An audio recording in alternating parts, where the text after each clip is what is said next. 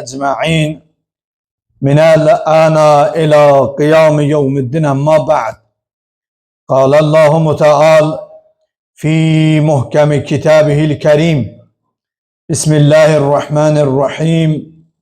وكم أهلكنا قبلهم من قرن هم أشد منهم بطشا فنقبوا في البلاد هل محيص. بسم الله الرحمن الرحيم. قل هو الله أحد الله الصمد لم يلد ولم يولد ولم يكن له كفوا أحد. صدق الله العلي العظيم. رب اشرح لي صدري ويسر لي أمري واحلل عقدة من لساني يفقه قولي. يا عباد الله أوصيكم ونفسي بتقوى الله. Değerli müminler, evvela özümü ve siz əzizləri ilahi təqvaya dəvət edirəm. Allahın əmrlərinə itaat eləyək və Allahın qadağa etdiyi şeylərdən uzaq olaq. Bu əməllərimizlə dünya və axirət səadətin əldə etmiş olarıq. Allah bizləri bağışlanmışlardan qərar versin. Allah dünyadan köçənlərimizi də qəriqi rəhmət eləsin. Mən Qur'an-ı Kerimdən bir ayə oxudum.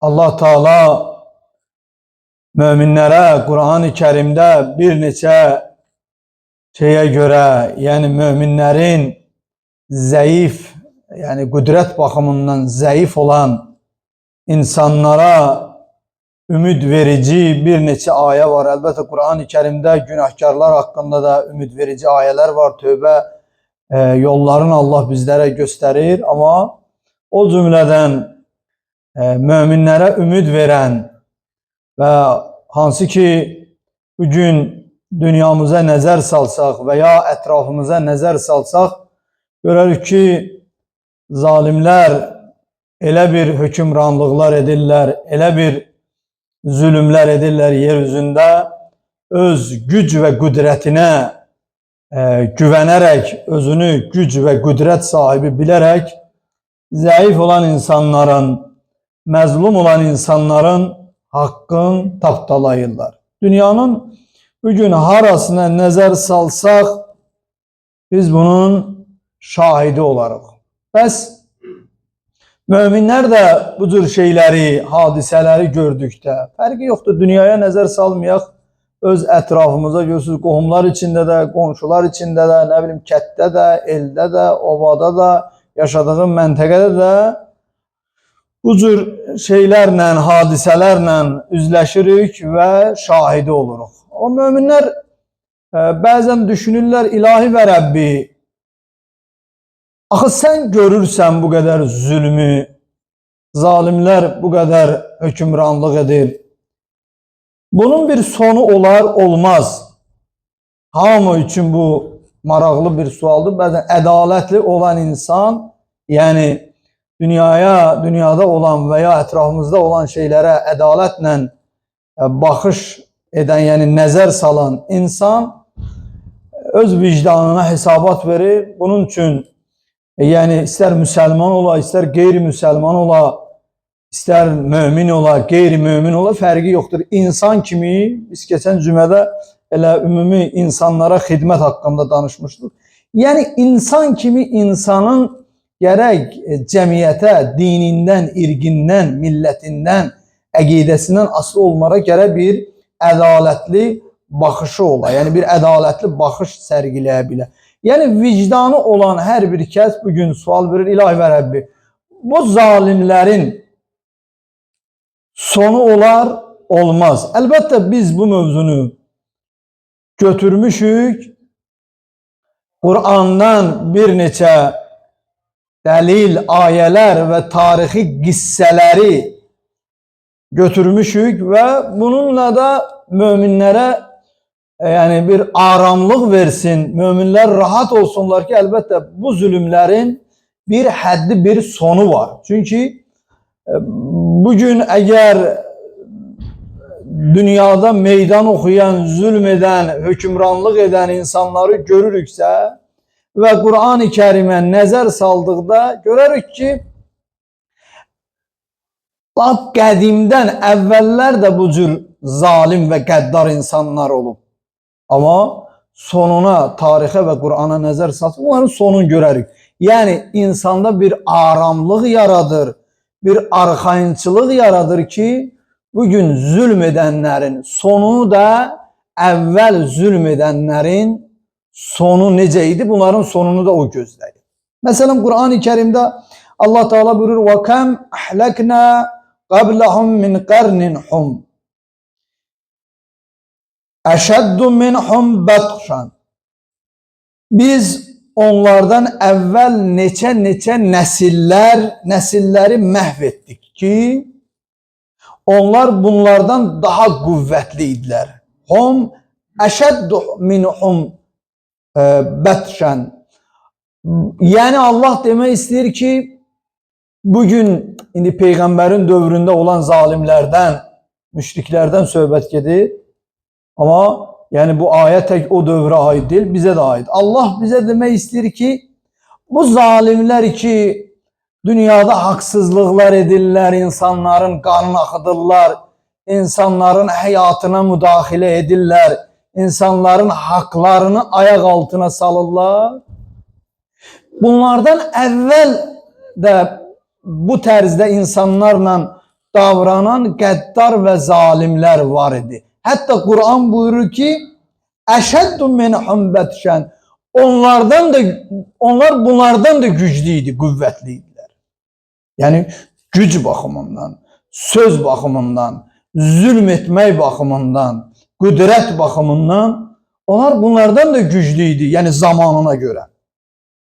Fənəqqə, amma onların yerlərin həlak olduğunu Allah dedi ki, məhv elədik, onları heç elədik. Sonra buyurur ki, fənəqqəbu fil bilad. Onlar ölkələri gəzib dolaşırdılar, hər şeyi araşdırırdılar. Yəni o dövrün adamları da belə deyək, hər şeydən məlumatlı idilər, bütün ölkələrə nəzər salırlar. Bugün görürsünüz, dünyamıza baxsaq, hansı ölkələr, zalimlər gəzirlər, harada neft var, harada müsəlman var, harada nə bilim onların mənfəətinə xidmət edən məkanlar və yerlər var. Yəni o yerləri axtarırlar. Onların sərvəti olmayan və ya onların maraqlarına zidd olmayan vilayətlərlə nə işləri var? O da Qur'anda buyurur ki, o dövrkülər də belə gəzirdilər, dolanırdılar, axtarışda idilər. Harada onların maraqlarına zidd edən olan insanlar var, onları zərərləşdirməyə çalışırdılar. Harada onları, belə deyək, narahat edən insanlar vardı, onları, belə deyək, mübarizə apardılar və ya harada onların mənfəətlərinə xeyir var idi ki, o yerləri qəsb edirdilər. Məqsədləri bundan ibarətdir. Allah Teala buyurur ki, həl məhis, məgər onlar üçün əzabdan qaçacağı bir yer varmı? Əlbəttə yoxdur. Yəni bu ayə bizə ümid verir ki, möminlər, indi sual verərsiniz ki, Qur'ana etiqadı olan möminlər bu ayələri oxudu, bir arxayınçılıq bunlarda yarandı ki, xoş halımıza, bizim qisasımızı alan bir ədalətin banisi olan, belə deyək, bizə təqdim edən, bizə bunu göstərən olan Allah bunların cəzasını bir gün verəcək. Amma bu mömin olmayanlar, Qur'ana etiqadı olmayanların işi nədir? İnşallah ona da biz toxunacağıq. Baxın, Qur'an-ı Kərimin Səmud qovmunun qissəsinə baxsaq, yəni Qur'an bir növ bizə başa salır. Yəni tək Səmud qovmu yox, Allah Teala bu ayə ilə bizə demək istəyir, əvvəldə oxuduğum ayə sual verir bizə öz ibarəmizdən. Hanı Firon? Hanı Nəmrud? Hanı Əməvilər? 30.000 ordu yeritdi 72 nəfərin üzərinə. Yəni zülmlə olan, əziyyətlə Peyğəmbər balalarını şəhid elədilər. Söz sahibidirlər, qüdrət sahibidirlər. Güc onların əlindəydi. Hətta o qədər zalim və qəddar idi ki, bir qurtum suyu belə deyə onlara çox gördülər. Allah Qur'an-ı Kərimdə və ya tarixi hadisələrlə bizə bəyan edir, ay insan, ay mömin, ay müsəlman və ya ay zalim. Hanı Firon, hanı Nəmrud, hanı Şəddad, hanı Muaviyyə, nə bilim və digər Yəzid, hanı Harun, yəni Əbbasi xəlifələrdən bunlar hardadılar? Axı bunlar da bir dövr zülm edirdilər insanlara. Hardadılar? Bunların adları hansı kitablardadılar? Tarixdə hansı yerlərdə yaddaşda qalıblar? Yəni Qur'an oxuyan insanlar və ya tarixi oxuyan insanlar bu şeyləri almaqla bizim üçün bir aramlıq yaranır ki, və ya o bədbəxtlər də bir Qur'ana nəzər salsalar, özləri üçün bir ibrət götürsünlər ki, necə bu zalimlər tarixə zalim və qəddar və hətta tarixdə bunların adı zalimlikdən başqa bir şeylə xatırlanmır. Deməli bir gün biz də o cür xatırlanacaq. Hani dünyada belə də hegemoniya eləyən Hitlerlər, nə bilim Sovet rejimləri və hələ müasir dünyamızdan danışaq. Yəni onlar zamanın qüdrət və güc sahibi idilər. Dünyanı qəsb eləmişdilər. İnsanların azadlığın əlindən almışdılar. Amma bununla belə nə qədər hökm sürür? 60 il, nə bilim 100 il, 200 il, yəni çox da yox. Amma haqq olaraq daima bərqərar olur. Fərqli yerlərdə də olsa, fərqli məkanlarda da olsa, ədalət, haqq hər yerdə davamlı olaraq, elə Həzrəti Əbu Abdillah Hüseynin yəni qiyamı bugün nə qədər cəhdlər, mübarizələr olsalar görürsünüz, o nümunə, o ülgü, o belə deyək, xət hamı üçün bir ibrət. Hətta zalim də ona baxır, bəzən ədalətli insanların səsinə diqqət etdikdə deyir ki, yəni bunların sözü də bu cür tarixdə qala bilər. Baxın, Səmud qövmü məskunlaşmışdı bir yerdə, bir məmləkətdə. Çox geniş danışmaq istəmirəm, harada yerləşmişdi, necə olmuşdu. Məsələn, kimlərin, Həzrəti Nuhun, yəni o tayfa Həzrəti Nuhun övladlarının yəni davamçılarından idi. Onunla işim yox. Görürsünüz, Allah onlara bir fürsət verdi, nemətlər verdi. Onlar çox varlandılar. Və hətta böyük qayalıq olan yerlərdən böyük evlər düzəldirdilər, yaşayış evləri. Yəni böyük maddi baxımından və digər cəhətdən çox zəngin adamlar idi. Amma sonda o güc, o sərvət onları azdırdı. Başladılar təkəbbürlük eləməyə, azğın olmağa, bütlərə sitayiş eləməyə, məzlumların belə deyə haqqını tapdalamağa və s. və s.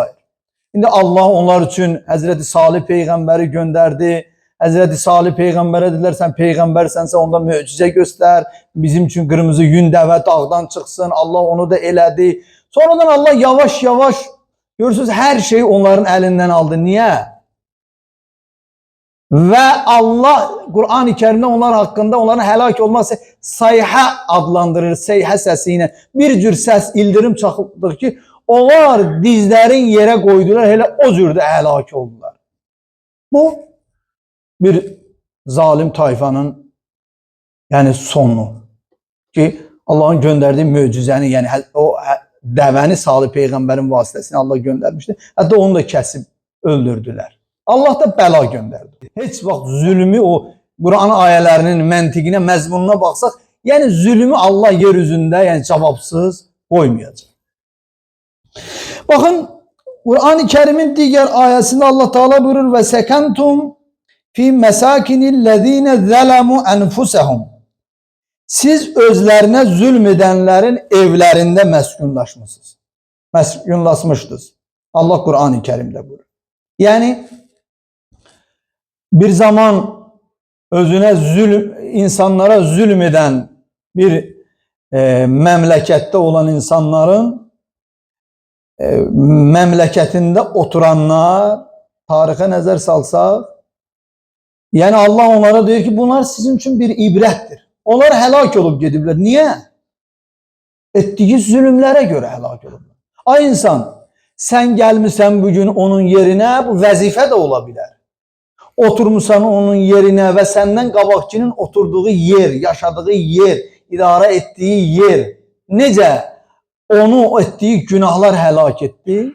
Sən də oturmuşsan onun yerində. Heç olmasa sənin öz ibarəmizdən ağlın olsun ki, insanlara zülm etmə, ibrət götür. وَتَبَيَّنَ لَكُمْ كَيْفَ فَعَلْنَا بِهِمْ Onlarla necə davrandığımızı sizə aydın, yəni sizə aydın oldu. Allah deyir, mən onlarla necə davranmışam. Tarix var, Quran var. Görürsünüz, bir məmləkətdə həlak olan insanlar var. Nə üçün həlak oldu? Nuhun dövründə həlak olan insanlar var. Sonradan digərləri onların yerində yaşadı və dediyim kimi Səmud qovmunun və s. yəni Qurana və ya dünya tarixinə nəzər salsaq görərik ki, bunlar sonunda nə üçün həlak olublar? İndi sən oturmuşsan onun yerində. Allah bunu sənə göstərib. Sonra buyurur ki, وَدَرَبْنَا لَكُمُ الْأَمْثَالِ Sizə misal da çəkdik. Yəni göstərdik siz üçün, misal da çəkdik. Bax, bunun zalimlərin sonu bundan ibarət olur. Yəni ibrət götür insan. Firondan, Nəmruddan, Qarundan və sairlərdən ibrət götür. İndi bayaq qeyd elədim ki, sual oluna bilər ki, bəs bu Qur'anı qəbul etməyənlər üçün necə nümunə göstərək və onlar da ibrət götürsünlər? Onlar üçün də Qur'anı qoyaq bir yana, dünya tarixinə nəzər salsaq, məsələn, Əməvilərin hökmranlığı dünya tarixində yəni qeyd olunub. Əbbasilərin tarixi dünya tarixində həkk olunub, yəni qeyd olunub. Və ya Roma imperiyası ən böyük imperiyalardan biri olub. Onların necə formalaşma, dərslik kitablarında var, ümumi tarixdə, orta məktəb dərsliklərdə var. Yəni, bunlar da baxsınlar, onların sonu necə məhv olub aradan getdilər. Nəyin nəticəsi idi? Təkəbbürlüyün və öz qüdrət və gücünə güvənliyin. Son müasir dünyamıza baxsaq, yəni Avropa ölkələrində görürsünüz, elmdən daha danışan, dünyaya meydan oxuyanları Allah bir tsunami, bir fəlakət göndərdi. Onlar onun əlindən naçar və aciz qaldılar.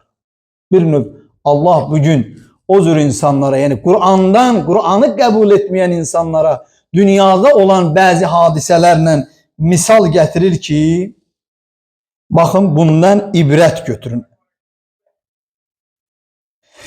Allah Rəsulü buyurur, Allah heç bir xalqa xəbərdarlıq etmədən onu məhv etməz. Hər bir xalqa bir yolla bildiriş və xəbərdarlıqlar göndərir.